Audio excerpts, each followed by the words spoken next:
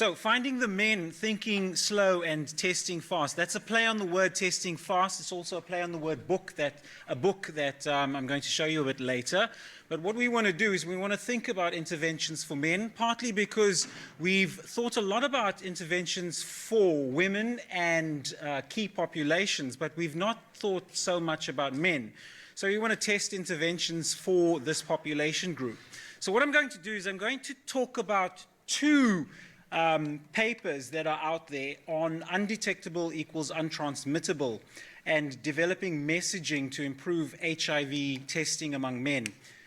What I'm going to do is I'm going to start with the conclusion, partly because that's how we do things in the 21st century, is I'm going to talk about emerging themes from behavioral design.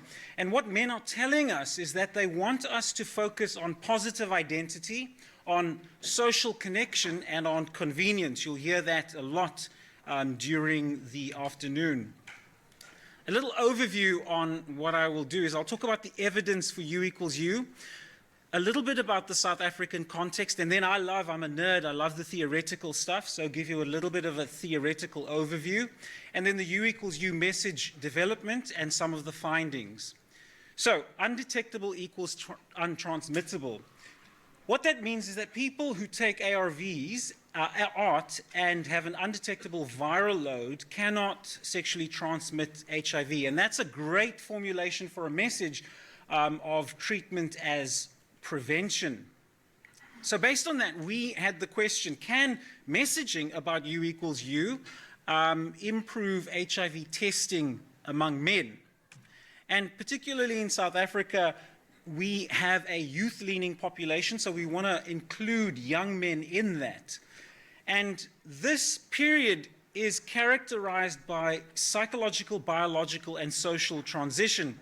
And young men in South Africa have the highest rates of premature mortality worldwide, doubling that of Russia. And depending on which year you look at, HIV and TB swap places for the leading cause of death among this population. And then young men in South Africa have lower rates of HIV testing, prevention, and treatment than their female counterparts, and high rates of infection, morbidity, and mortality once on treatment. So we need solutions to think about these real and perceived barriers that men face. This is from 2018. I haven't found a more recent stat for this, but among men who receive an HIV positive test result, 76% of those do not know their status, compared with 35% in women. And I recall this back in 2008, two researchers here over at the other campus at UCT. One of the participants in their research said, "We are sick and tired of hearing about AIDS, AIDS, AIDS." So can we think differently about this population? When I was doing my PhD, I found that fear appeals have their uses, but they have limitations. And what people were telling us is that they wanted us to design interventions around desire. And around about the same time, I found behavioral economics and found that behavioral economics and behavioral design can be used to increase health behavior. So, a bit about the theory is that we often know what's good for us. So New Year's is coming up and we're going to be thinking about New Year's resolutions, but we have difficulty sticking to those decisions. And so it's holiday time coming up. You have a proclivity towards overeating, a little bit of alcohol overuse, some sedentary behaviors, and maybe even trying some new substances, and medication adherence suffers. So Tom Rice said in 2013 that many of our health problems are not medical or scientific, but they're behavioral in nature. And the estimation is that between 40 and 65% of deaths in the United States are related to unhealthy behavior. The CDC and the World Health Organization tell us that compliance for chronic disease is around 50%. So we often know what's good for us, but we have difficulty sticking to those decisions. And behavioral economics can explain a little bit about why we have difficulty sticking to our health decisions. So I've used predominantly Daniel Kahneman in the center there. He died earlier this year. But also I've used Thaler and Sunstein. So behavioral economics really came to the fore when Obama used Thaler's work in his book Nudge. I'm not going to read the slide, but suffice to say that often in health, in economics, we think that people can think like Albert Einstein, store as much memory as IBM's Big Blue, and exercise the willpower of Mahatma Gandhi. But people are not like that, and we often think about our priorities in terms of what's present, what's in front of us, and we're juggling multiple priorities, and we tend to push off decisions about the future until they are really pressing. So behavioral economics studies that, studies the systematic mistakes that we make in our decision making, and finds that there might be some predictability to our irrationality. So what we do in behavioral studies is that we identify a key behavior, a specific action that we want to target. And then we ensure that all of our team members, so often those team members are going to be product developers, but for us, it's going to be a scientific team and probably the community, the population that you're working with. And then we work together to formulate a research plan and track the data. One of the earliest examples of this is the story of Ulysses. So you might remember that Ulysses wanted to hear the story of the sirens, but if you hear the sirens, you follow the sirens into the ocean and you die. So what he did was he stopped up his ears with wax, and he stopped up the sailor's ears with wax, and he tied himself to a mast so that he could listen to the story, the song of the sirens.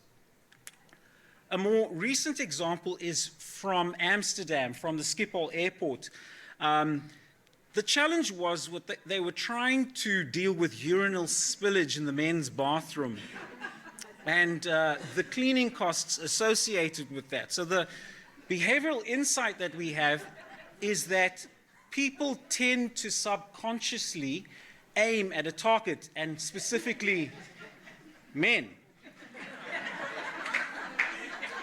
So what they did was they placed a small image of the fly in the urinal, and that little sticker reduced spillage by 80%. And the actual figure on the budget was that it lowered the cleaning costs by 8%, so significant. And so the key concept is that of nudge theory, is that small environmental changes when you build the environment. Now that could be the environment meaning the physical environment, but that could also mean the informational environment. You can make big changes. So how does that have relevance to HIV research? So let's talk a little bit about aspirins versus ARVs. So aspirin, when you take an aspirin, you expect your headache to go away in about 10 to 15 minutes. It's not the same thing with ARVs because you're expecting to push off illness that's going to arrive in 2 to 10 years' time. So it's very difficult to track what an ARV is doing. And we know that decisions are easy to make when there's good feedback about the healthy behavior, and the benefits are easy to observe. So let's think a little bit about HIV rates, HIV testing rates among men. And remember that question was, for our U equals U study, that can tailored messaging about being U equals U increase HIV testing uptake among men? So we designed a study to develop a U equals U message that encourages testing among men and to test the effect of U equals U messaging on actual HIV testing uptake. Now, this is very complex. What we did was we presented men with the U equals U evidence, and then we asked them, how would you present this information to a group of your peers? We got them to give us about 150 different statements of how they would do that, and then we iterated on that, and we asked them, what resonates with you the most? We had about a 2-minute script after that, and we iterated on that before we had our actual message that we used in community. I'm not going to read all of this, but I'll read you 2 of the questions here. And so one of the questions was, what might you say to make me confident that I will be HIV safe thanks to this pill? And then what might we do to convince everyone in Beukes that I'm HIV safe thanks to this pill? So what men told us is they wanted us to introduce the benefits of the antiretroviral pill. They wanted us to redefine the man's identity as a positive identity, because often men are thought of as vectors of disease and are blamed for sickness. And then they wanted us to make this message as simple as we possibly could. So these are some images that looked at that feedback that they gave us. This was the message that the men came up with: U equals U.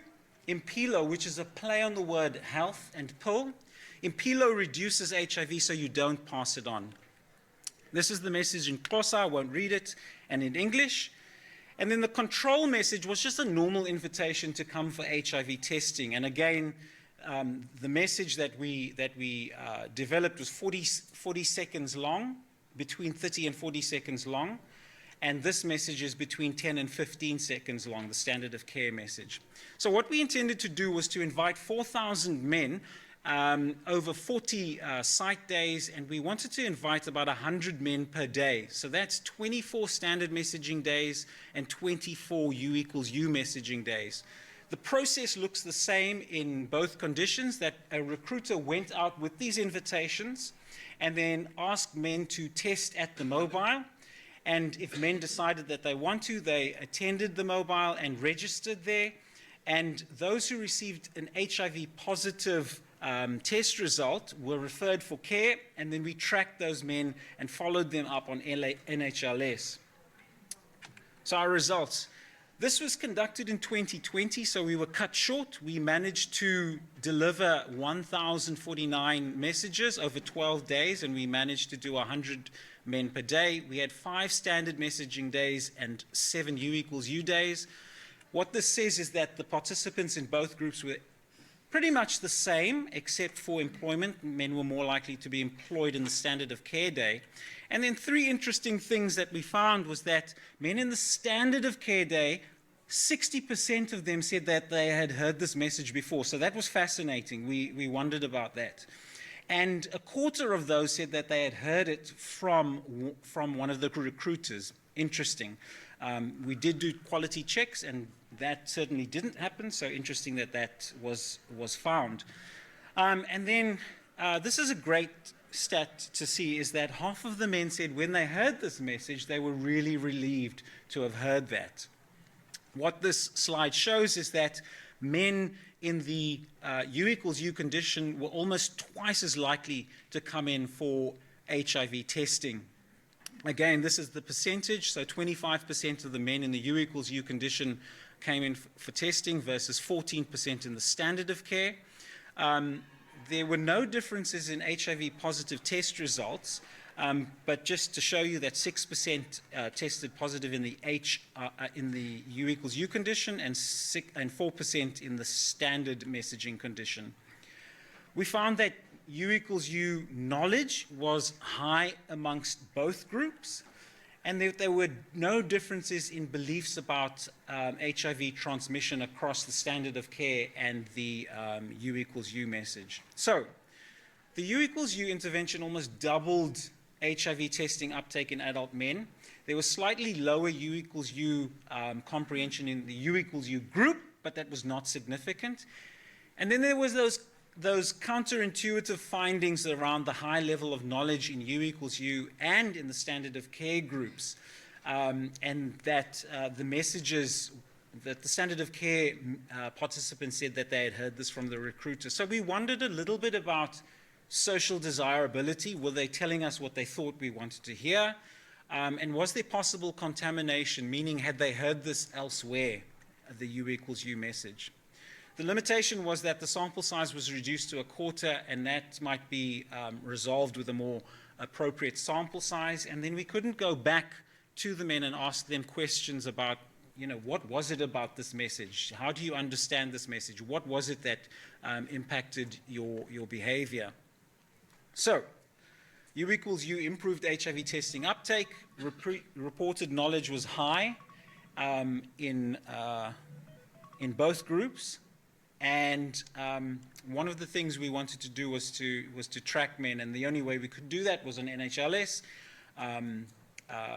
Many men didn't give their correct contact details, and so we couldn't about half of them we couldn't phone because we didn't have those details. What's next is that we're conducting a large-scale trial on U equals U messaging. That's ongoing at the moment, and looking at the effect of linkage as well as viral suppression.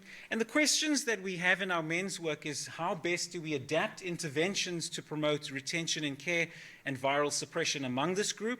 What are the mechanisms through which this messaging operates, and how can we apply these lessons to HIV prevention?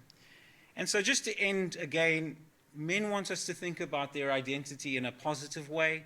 They really want to think about social connection, so relationships to their families. What are they, where are they in their relationships with men, with women in the community? And they want us to think about convenience. And then I want to thank you to the research team, to the Desmond Tutu site staff, and to a wonderful group of mentors. And thank you very much for listening.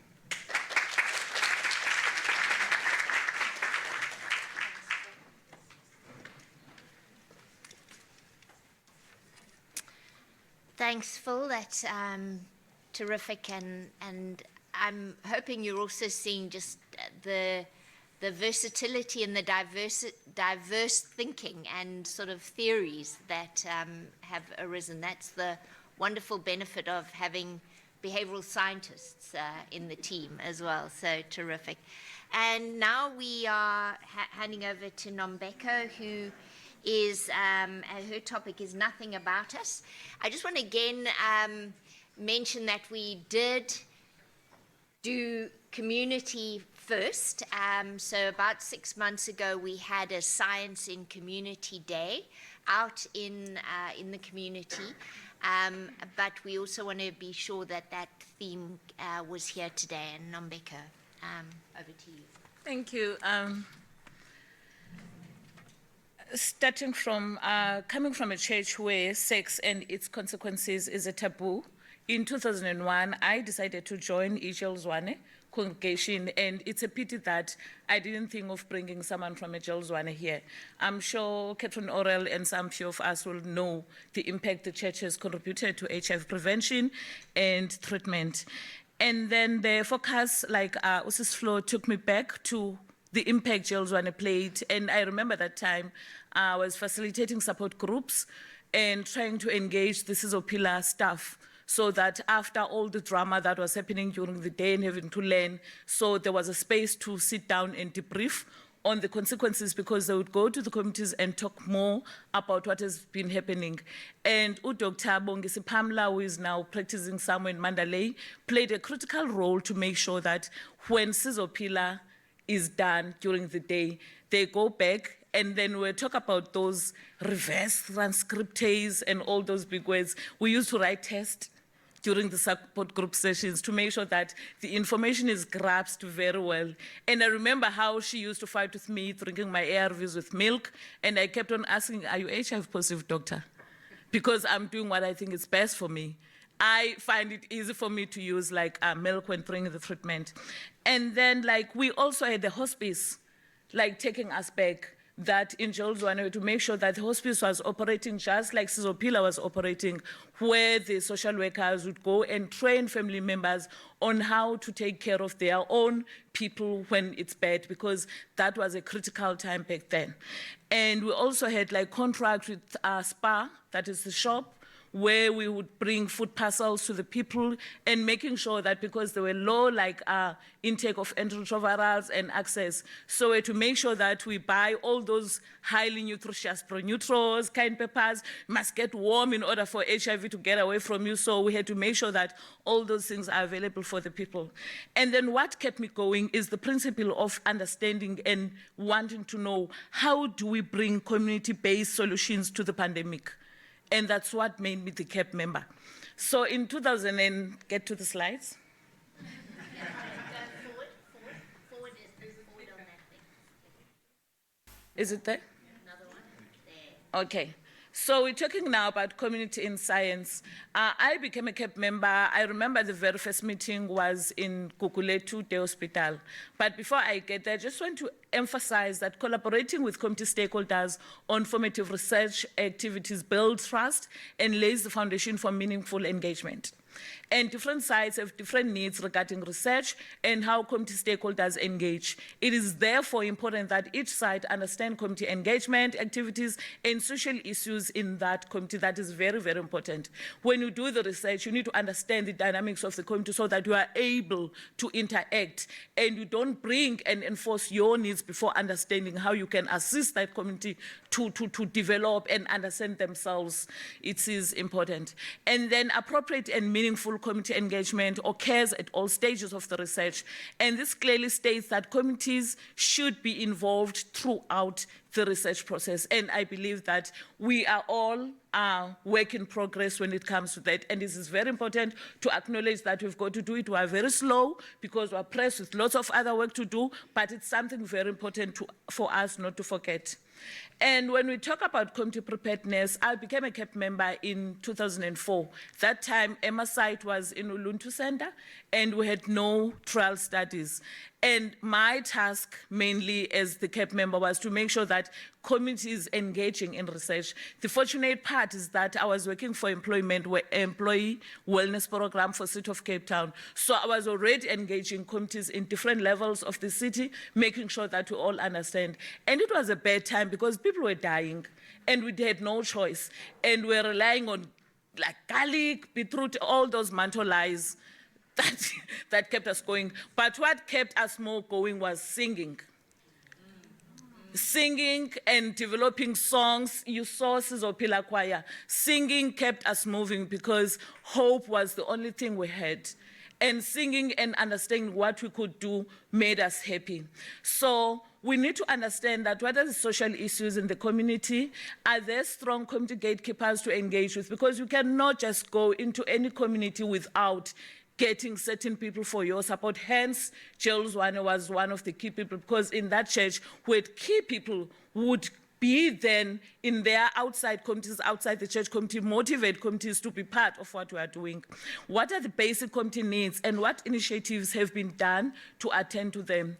Is the committee informed about the research activities and research language? Because they don't know what you are bringing, so you have to make sure that you sensitize what you're talking about. So mostly I'll be showing you nice pictures of what committee engagement is. This is Masiphumelele last year when we were talking and engaging the committees, reshaping what is happening. And then the nice one, I love this picture. This is a soccer,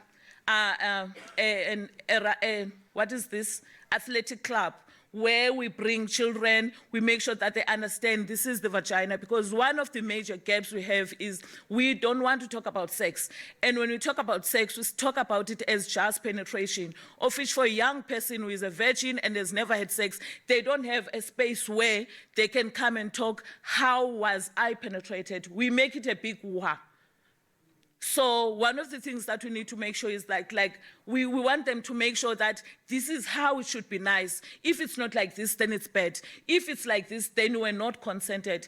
Don't allow, they talk about to us about how Vaseline has been used and all those things. And that's what increases HIV infection. So there's a young girl who is part of a club member who is trying to check the vagina and the vaginal ring. And then this is Emma, where we're engaging with communities, because in this event, we wanted to check what is it that young people want to hear from their mothers. And in the other group on the same day, we wanted to hear from adults, what is it that you want to hear from young people? And we are developing, Dando keeps on putting pressure on me, and thank you, Diba, to write and document all these things, and I don't do it right. So community mapping session started in Kukuletu, CHC in 2004. Emma Camp was formally formed with community meeting held in Uluntu Center. Community preparedness was the key, and the focus was to arrange and get site preparedness for more details. Research language triggered level of education, and that is when I registered for a degree in social science. I'm proud of myself. I don't think I could have chosen to study that line if I was not a CAP member. And when they kept on telling us about biasness, placebos, I was like, what the f is this? You know? It's like, how dare? And then I joined, I registered university, and like, you know, an adult going to school, I made sure that I do all my modules, all my degree in 3 years, and I passed. And I had like 3 distinctions. I was very proud and happy. And then I felt that that is not enough because I was majoring in psychology, so I had to do it more. Stephen Lulu knows how much mental health means to me. I don't want any participant who is not attended with mental health issues because for me that is the major trigger in retention. If you are not mentally stable, then you will not be able to come and adhere to the study visits. And then like in 2018, I joined the committee team as a manager. I always tell my team that it's a disgrace that a CAP member who is a volunteer comes and manages you.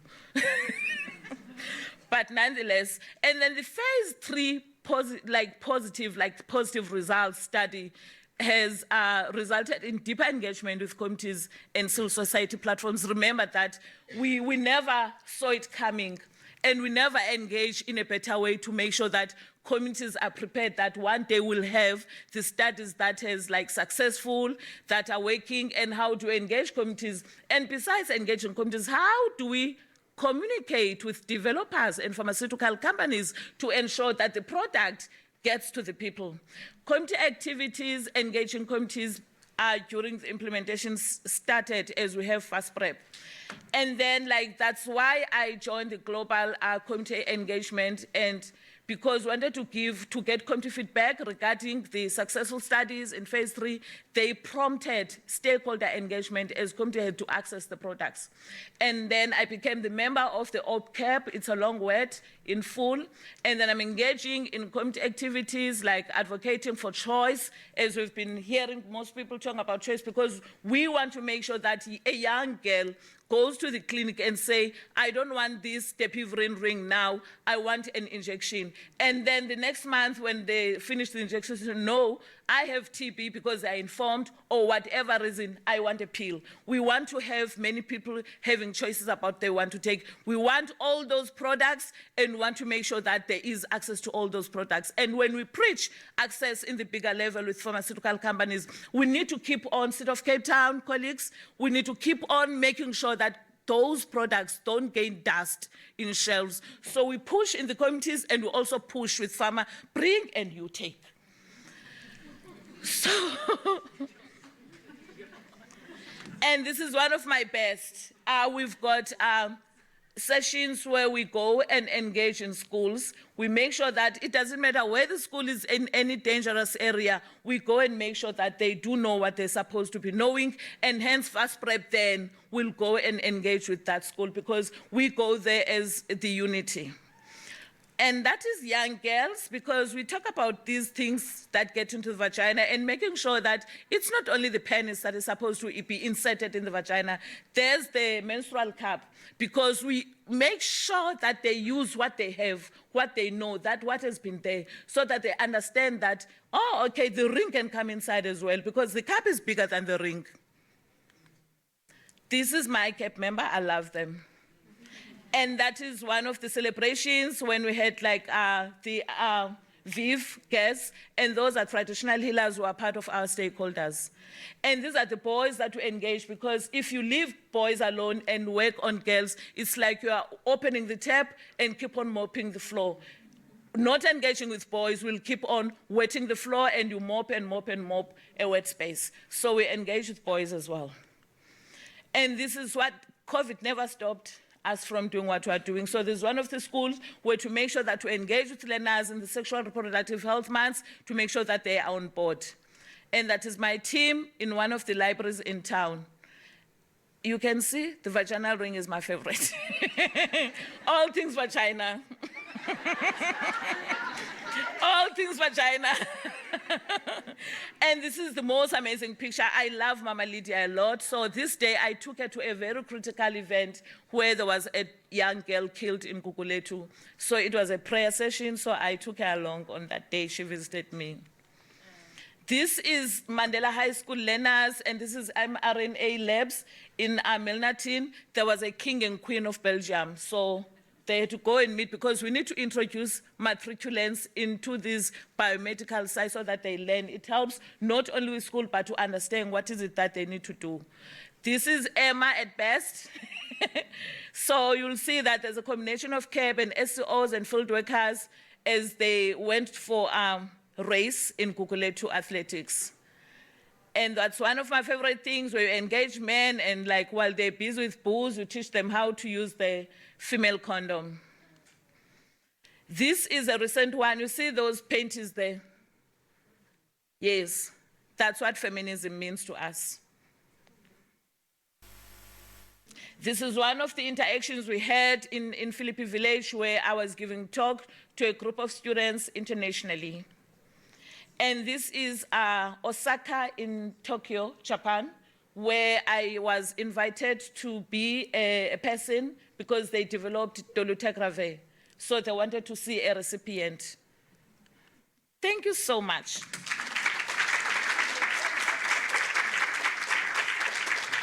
And a special thanks to Undando for always being a pain in the butt all the time, making sure that we do what we do best.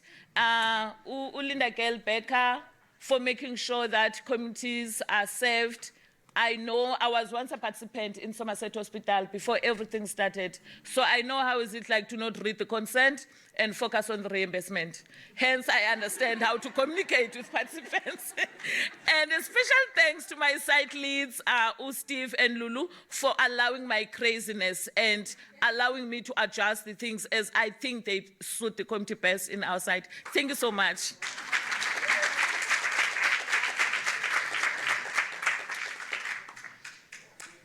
Okay.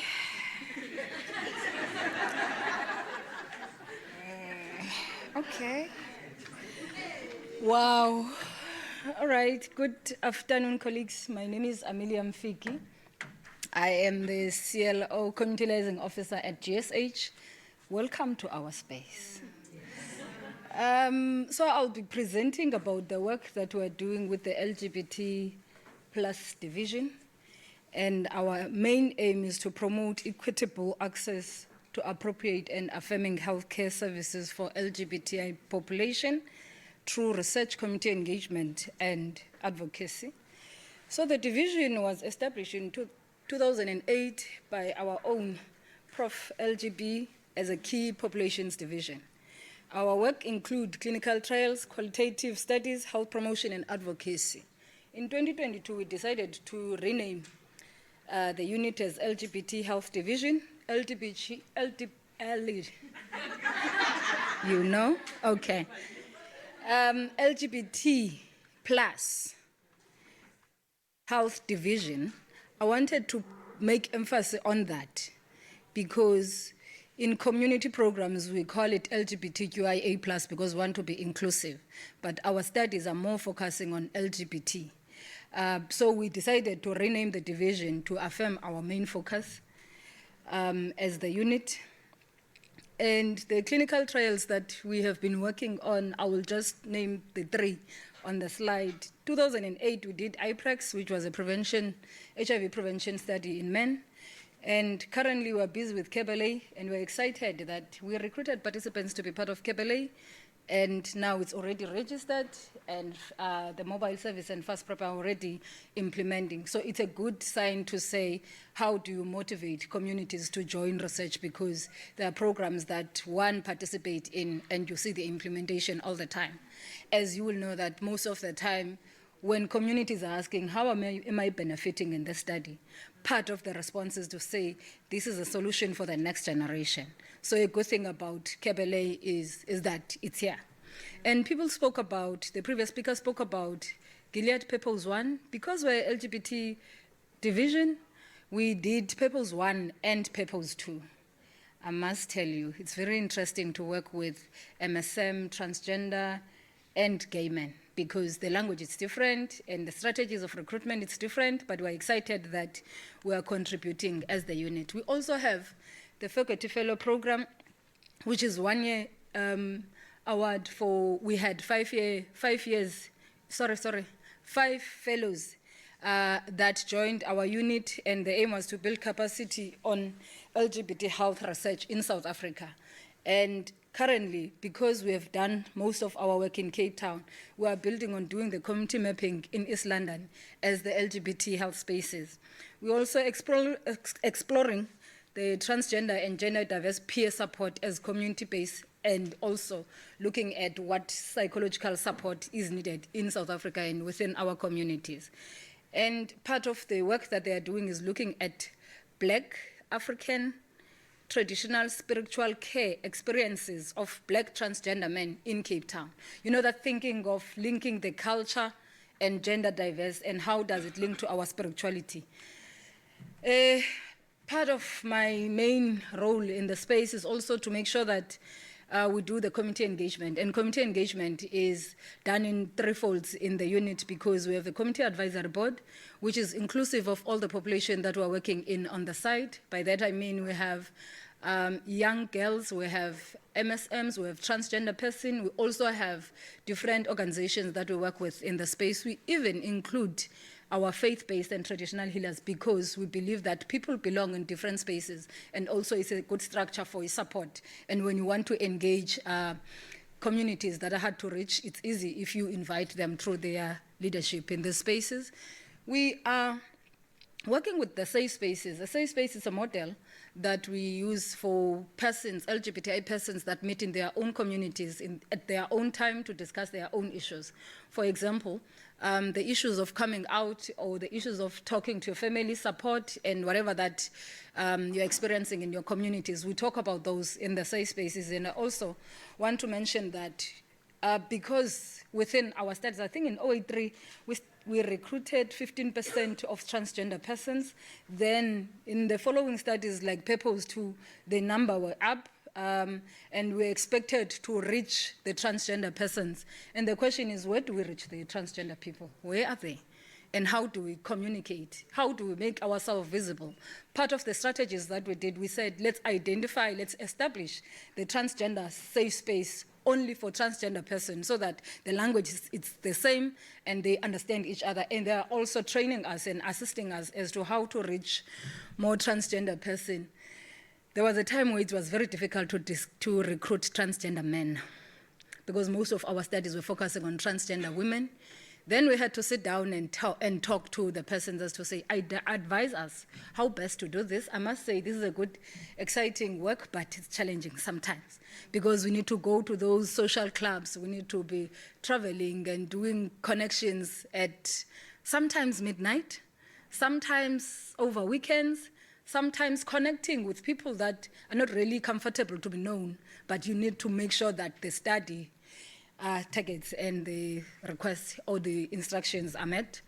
We also established the LGBTI network. With that, I mean, we have introduced our work to all the organizations, I'm proud to say.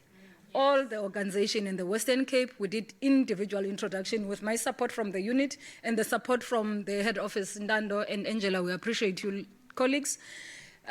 This was very interesting, because you go and present yourself to the organizations and you say, we want to work together. We want to find a way to collaborate our work, so that when we go to Ocean View, we go to Ocean View as a collective. When we go to Guguletu, we go to Guguletu as a collective. When we go to Beaufort West, we go to Beaufort West as a collective. I'm not mentioning only that.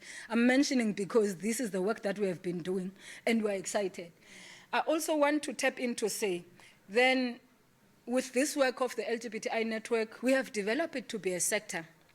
I'm proud to say this sector now is recognized by SANEC, and this sector now has developed a project on itself on the LGBT Health Day and other activities. We are now fully recognized by the Pride organizers in the Western Cape, and we are also organizing our own LGBTI Health Days annually. I want to come to, okay. With these events, we have hosted already, I think, 3-4 health advocacy events. where in the first one, we're looking at what is happening in research within the LGBTI community and what are the services that are provided in our facilities and what is it that we see as communities as the gap within the three. And it's interesting, from the very first conversation that we had, Department of Health was part of it, City of Cape Town was part of the conversation, and different institutions, including the Red Cross that is also attending to the transgender persons that comes in. On that conversation, thank you, LGB, for the work that you are doing. On that conversation, today, the Department of Health has a position paper on how to include or how to be on inclusivity of the transgender and LGBTI persons in their administration. And I'm happy that they are coming to present we are hosting our health symposium over weekend, 1st and 2nd of November, and the department is coming to present on how they've learned from our work and how did we learn to be part of the process contributing to the position paper, looking at changing the administration forms. By that, this is our achievement. When we talk about influencing the policy, this is what we mean, because by now, so now this means when Amelia goes to the clinic and say, I'm Amelia Mfiki, a transgender person, there will be an understanding in the facility to say, where do I box Amelia?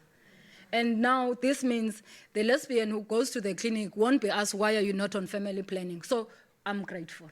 Yes. I'm grateful of the work that we're doing, and I appreciate everyone in this room. All right, we're also doing sexual orientation and gender identity trainings, which was also a baby of the LGBTI network that we're doing, because we identified that we cannot use the language that we don't know.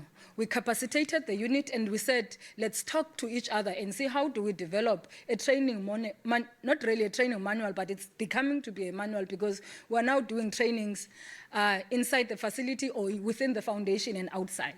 On the same note, I'm happy to say, with the presence of City of Cape Town colleagues that are in the room, that we had already 2 engagements with 2 sub-districts in the Western Cape to say, how do we sensitize our health professions? How do we sensitize our clinic staff? Now, Kailicha in Eastern has identified 5 clinics to start the training in. And for us, that is also a change that we want to see.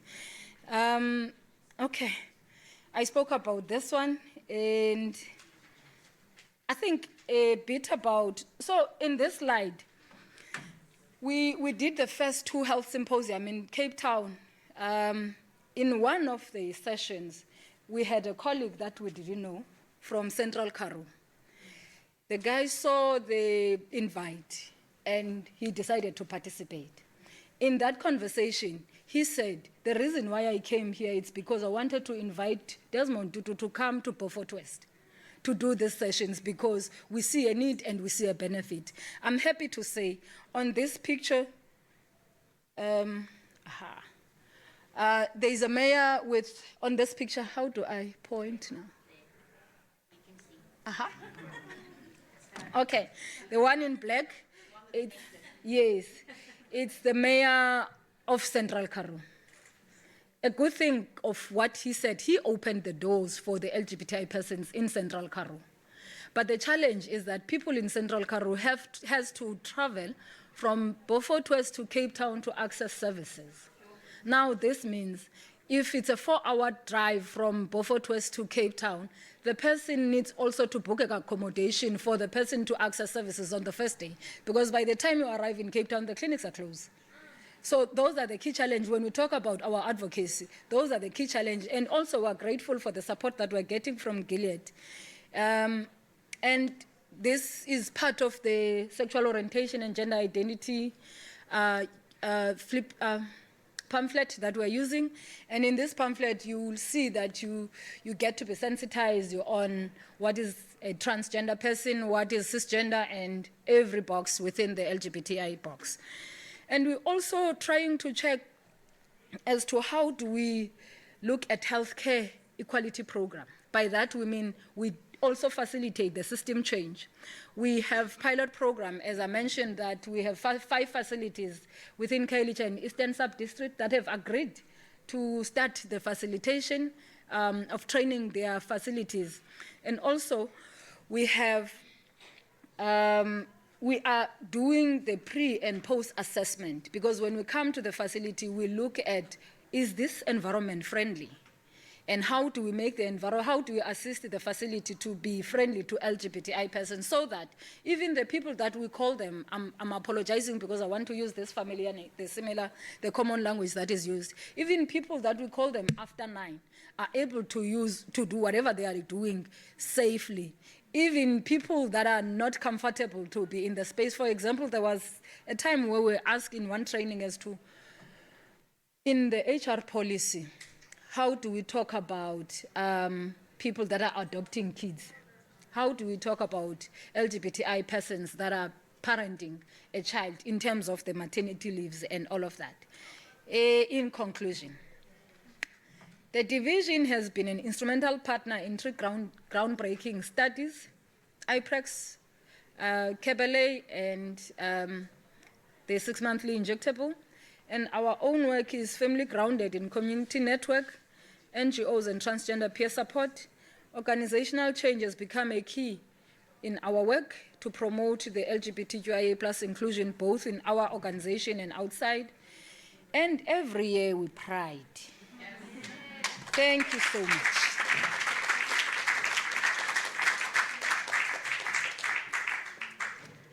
Thanks, Amelia. And I do want to just say how proud we are of you, of your role in this province and in SANAC, as Amelia co-chairs together with our Premier on SANAC. So well done, and thank you for that. And yes, big shout out to our CLOs in general, because you bring us closer to the communities that are so important to us. So thank you to the CLOs. And now, Mel, mental health.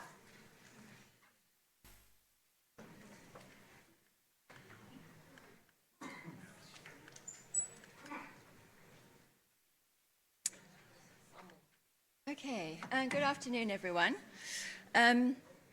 So I'm going to be talking about something a little bit different from my colleagues. While they've mainly been reflecting on our past and our present, I'll be looking to the future, to a new area of health that needs our attention. So I'm hoping to give you an overview of some of the key NCDs in South Africa, what's driving those, how this intersects with HIV, the importance of integrated HIV NCD care, and then finally DTHF's role in all of this. So non-communicable diseases constitute a major and growing disease burden globally. Over 85% of NCD-associated deaths occur in low and middle income countries. And in these countries where this NCD burden is expanding, this is converging with the existing and already quite significant communicable disease burden, and this is potentially catastrophic. Just looking at this graph from Stats South Africa on mortality, where the blue line represents deaths due to NCDs and the purple line deaths due to communicable diseases, we can see that as far back as around 2009, deaths due to NCDs exceeded those from communicable diseases. And this has continued to increase. And looking in a little bit more depth at NCD mortality and the different diseases that are contributing to this, we see that over a 20-year period from 1997 to 2018, deaths due to NCDs increased by around 60%. And that was about 46% in cardiovascular disease, 61% in cancer, 25% in chronic lower respiratory diseases, and a whopping 147% in diabetes. Cardiovascular disease is the most prevalent NCD in South Africa. It's the leading cause of death globally, and at around 19% of deaths in South Africa, it's the leading cause of death in our country as well. Treatment of cardiovascular disease costs South Africa close to 9 million every year. Around 90% of diabetes cases are type 2, which is closely linked to lifestyle factors.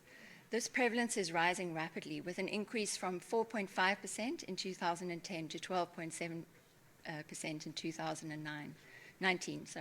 A recent systematic review indicated that the prevalence of type 2 diabetes could be as high as 15.25% among those 25 years and older. Over half of individuals with diabetes are undiagnosed, highlighting significant gaps in awareness and healthcare access. And treatment of diabetes costs an estimated close to 20 million in South Africa. There's an age-standardized prevalence of around 35% for hypertension in South Africans 15 years and older, with 91% of the hypertensive population found to have an unmet need for care. Hypertension is actually the leading reason that people attend primary care, and it's the most common diagnosis. And this is even in a context in which it's estimated that around a quarter of men and 50% of women are aware of their hypertension only. Where hypertension is treated, we see that close to 50% of those who are treated do not reach the threshold for control. So mental illness too falls into the category of non-communicable diseases, and mental health conditions form a growing contribution to the disease and disability burden globally, with around 29% of people experiencing mental health conditions during their lifetime. And mental health conditions in adolescents in particular are of great concern. 1 out of 7 10 to 19-year-olds experience a mental disorder, which accounts for 13% of the global burden of disease in adolescents, with depression, anxiety, and behavioral disorders among the leading causes of illness and disability among adolescents. A recent systematic review of adolescents in sub-Saharan Africa showed that around 25% of adolescents are living with depression, 30% with anxiety, and 41% with emotional and behavioral problems at any given time. And in South Africa, if we look at suicide rates, the highest rates are in this age group. So what is driving this burgeoning epidemic in our country? So one might immediately start to think of the lifestyle factors, diet, poor diet, physical inactivity, tobacco and alcohol consumption. But behind these are also quite significant structural factors which are far harder to shift, including poverty and inequality, and in the case of mental illness, exposure to violence and abuse and familial fragmentation. One of the big drivers is also urbanization and the nutritional transition. As people are moving from rural areas to more urban areas, their exposure to highly processed, high-fat, high-sugar diet is increasing at the same time as they're becoming more inactive, and their ability to be active is decreased. We have an obesogenic environment in South Africa, which fuels this, and leads to one of the significant risk factors for NCD, which is obesity. And obesity as a risk factor deserves a special mention because the figures are really quite staggering. So 68% of South African women and 31% of men are overweight or obese. And we see this in children and adolescents as well. There's increasing prevalence of overweight and obesity in childhood and adolescence in sub-Sahara. This increased from 4.7% in 2000 to 10.5% in 2016. And in South Africa, by 2016, there was a prevalence of overweight and obesity of 22% in adolescents. Treatment of weight-related conditions costs South Africa's health system 33 billion a year, which represents 15% of government health expenditure and is equivalent to 0.67% of our GDP. So how does this all relate to HIV? So people living with HIV are at increased risk of NCDs due to the long-term effects of HIV infection, stimulation of inflammatory markers, and side effects associated with some ARVs. And the risk is compounded by the NCD risk factors I've already spoken about, the lifestyle factors, but also the structural factors.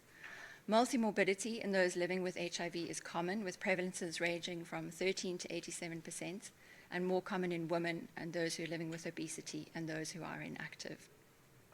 So women who are living with HIV have a 5 times higher risk of developing cervical cancer, and those who are living with HIV have twice the risk of developing cardiovascular disease. And a recent systematic review and meta-analysis found that prevalences of NCDs for people living with HIV in sub-Saharan Africa are quite significant. So we see here that for people living with HIV, 32% are also living with overweight and obesity, 30% with depression, and 20% with hypertension. It's important to note that the relationship between HIV and NCDs is also bidirectional in some cases, and mental illness is an example of this. So while we know that HIV can impact negatively on mental illness also impacts negatively on HIV treatment and prevention outcomes. We see that in terms of treatment, we see that in terms of negative impacts on adherence, retention in care, and viral suppression, and in prevention on PrEP uptake and persistence. In terms of management, there's a clear need for a more integrated, person-centered approach to HIV and NCD management in South Africa, and this has been recommended for adolescents as well. And this kind of a model has been incorporated into the chronic disease management model and included in the National Strategic Plan for Prevention and Control of NCDs and other global guidelines. And we know that leveraging HIV platforms for NCD care makes care more affordable and sustainable, improves efficiencies, offers a one-stop shop for patients, increases education and awareness on both conditions, and reduces stigma. But more needs to be done in this regard. So what is DTHF doing? So we are starting with adolescents, and for good reason. 35% of the global disease burden originates in adolescence, and it's estimated that 70% of premature deaths in adulthood reflect behaviors that are initiated or reinforced during this period. We know that adolescence is characterized by rapid changes, and during this time, patterns of behavior related to diet, exercise, substance use, and sexual activity are established. And also, unlike other NCDs, mental health conditions actually manifest often during adolescence, with 75% of mental health problems in adulthood originating during this period. So intervening during adolescence can significantly alter the trajectory of health in adulthood. So one of the things we've done is established, and you would have heard about this earlier, is establish the Mpilo Health Park in Masiphumelele, which is aimed at young people 15 to 30 years. It includes a multi-purpose court accommodating soccer, netball, exercise facilities and equipment, and regular exercise classes. And in establishing this, we are addressing one of the significant barriers to physical activity, which is the lack of a safe, accessible, affordable place to exercise. We've also got a free health clinic offering HIV and sexual and reproductive health services and NCD advice and screening in an adolescent responsive environment. And we have plans to offer a peer-led mental health support intervention to build resilience in adolescents. So in addition to offering this service to the Masiphumelele community, we're also planning to use this as a platform to better understand how we can intervene with young people to prevent NCDs, and also to look at how we might be able to scale and replicate this model. In recognizing the need to integrate mental illness services into HIV care, we are also exploring the feasibility and acceptability and preliminary impact of integrating a peer-led mental health intervention into a differentiated service delivery platform for adolescents. We've done some formative work to develop the intervention. We've trained our peer navigators and assessed them on being able to deliver this intervention, and we're about to start implementing that. So just thinking about what we need for the future and some recommendations. So we can certainly benefit from the learnings and successes that we've had in HIV care, and there is a great need to build on the systems that have been set up for HIV care and integrate NCD care into this. We can also ensure that health providers are adequately trained to deliver appropriate, effective prevention and treatment, and we can leverage lay-trained peer workers to contribute to providing services and support. In addition, there's much that we need to do in terms of advocacy work, and here again we can learn from our past in HIV work. We need to address access to effective biomedical interventions. We need to address the stigma that's associated with obesity and mental health and impacts negatively on our ability to intervene. And we need to address the obesogenic environment, the food supply and advertising, and the built environment as well. So on this occasion of our 20th birthday celebrations, I'd like to end with 20 words for my colleagues. To achieve health for all, we need to do the same for NCDs as we've done for HIV and TB.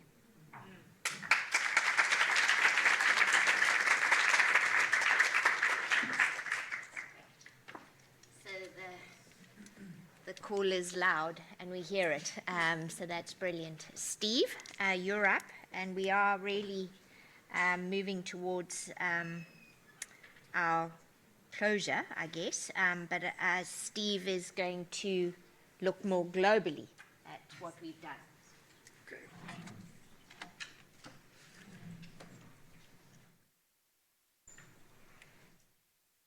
All right.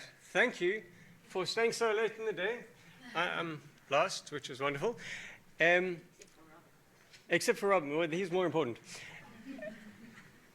So today we've been focusing on celebrating all the achievements of DTHF over the last 20 years, but no sort of celebration would be complete without celebrating how this entire organization pivoted magnificently to deal with COVID.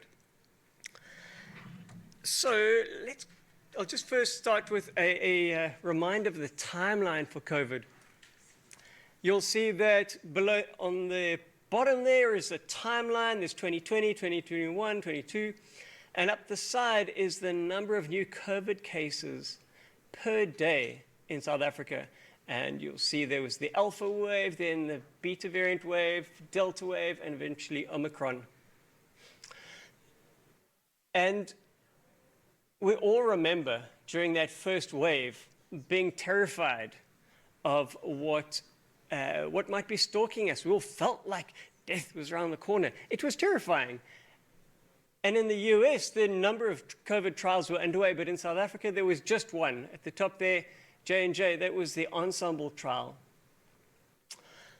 And then in December 11th, that's less than a year after COVID had struck, the first vaccine became available publicly in the US. And that gave a rush of hope to the US public, but we still had nothing in South Africa. And about the same time, it had become obvious that J&J was protective. It also became obvious that it was going to take a long time for J&J to become available publicly.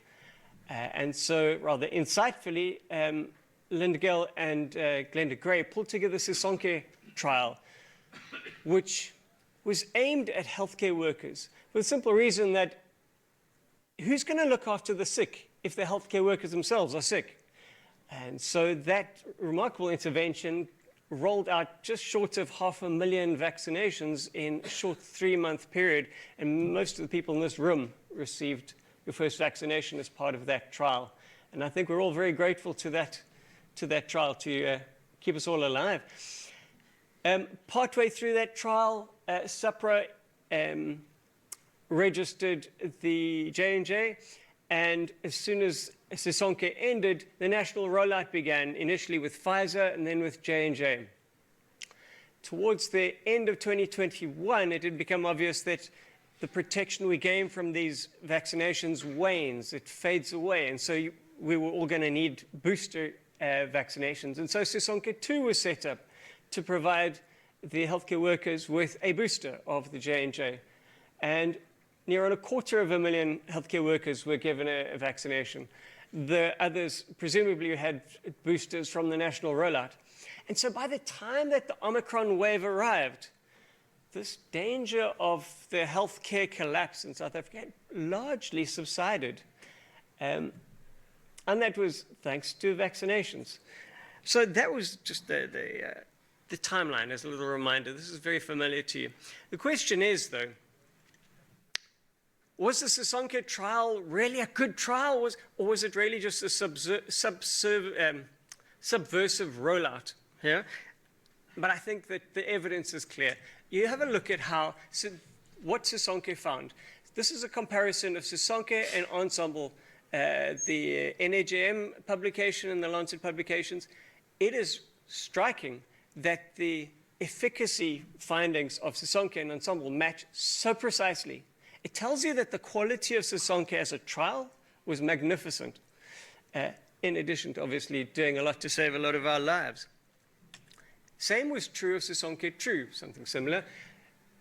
Ensemble, with their Ensemble 2, 94% efficacy in the USA, 75 globally. You kind of split the difference. You get to about mid-80s, exactly what was found in South Africa. So these trials were done well. What did we contribute? Obviously, other than Linda Gill herself setting up the whole thing to begin with, Our sites contributed numbers to Ensemble, all three of our sites, three out of the 6 sites, Emma, Mossy, and Grootskeur. And here you'll have some, people might recognize some faces here. This was all in Mossy, getting ready for Ensemble. Sisonke 1, the contribution was just shy of 10% of the global, of the national numbers of vaccinations were done at 3 of our sites. And that's a major achievement, which the foundation should take credit for.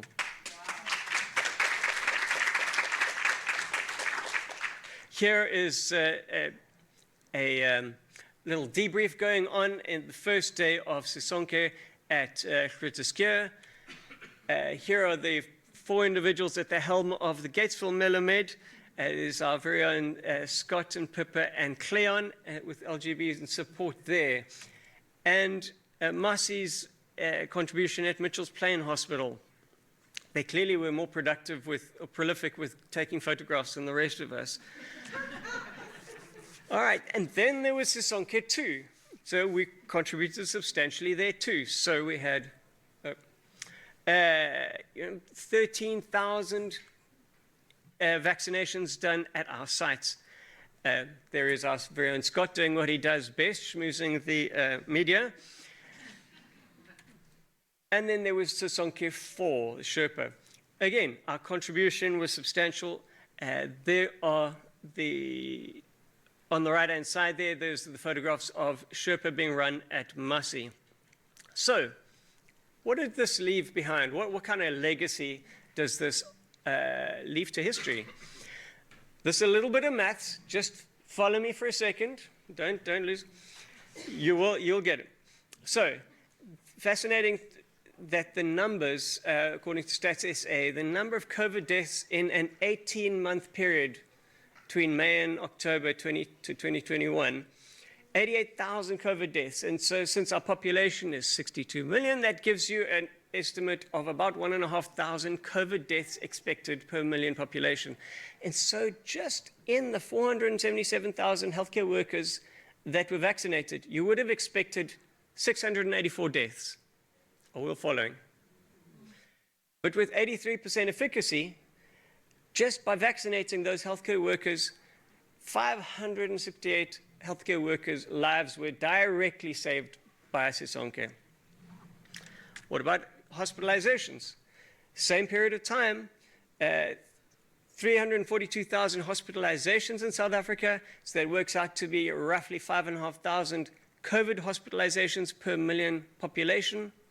So of the vaccinations given during COVID-1 to those 477,000, we would have expected 2,600 COVID hospitalizations, but because of 67% vaccine efficacy against hospitalization, 1,700 hospitalizations were averted. But those are just the healthcare workers. There's obviously a much bigger legacy here. Because if those healthcare workers had not been saved, prevented from becoming sick, from dying, how many sick patients would have been left without care? And so the true legacy of Sisonke is that an incalculable number of lives were saved, incalculable number of lives were helped through healthcare workers being available to provide healthcare. And so that by the end of 2021, we could largely breathe a sigh of relief as the fear of COVID had largely subsided. And so, very appropriately, this led to a Hollywood movie. Okay, almost Hollywood. This is a documentary that was released a few months back, had its premiere. They told a really important story about how Sisonke, this one intervention, really changed the story of a country. And I think that is definitely something worth celebrating. So that's really why I want to leave it to today, because I think that's something to keep in mind as a real major achievement of DTHF in the last 20 years. Thank you.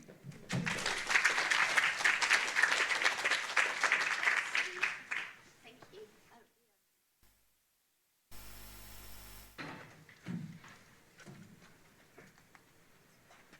Thanks, Steve. Yeah, no research day is without finances. This is a quick overview of key moments within the UCCTU. So first 7 years, starting in December 2006, the Desmond Tutu Health Foundation was the prime. With the first renewal in 2013, UCT became the prime, and we changed and become known as the UCCTU. You can skip. We're now currently finishing up year 18 next month, and then we'll start year 19. So we're almost there at 20 years of being a CTU. This is a quick overview of only our NIH core grant for the CTU. It doesn't include our protocol funds or anything. Yeah, let's see. We started in year 8 with UCT at 25 million. We are set to be 50 million for year 19 starting 1st of December. If you want to know what the protocol funds is, you can double that amount for our protocol funding. So we're looking at 150 million research scope deadline. Our contributions to the faculty and research income is set for next year at 3.7 million, just in core funding, so it's another 8 million in protocol funds. And then the other interesting fact is we are part of the R&D Consortium for National, and the foundation contributed 10% to the overall research R&D in the medical and health sector in SA. The work done by Riaan.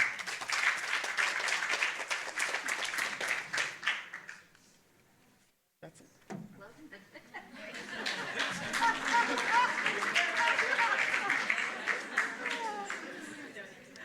Okay, so I think we need a cup of coffee after that.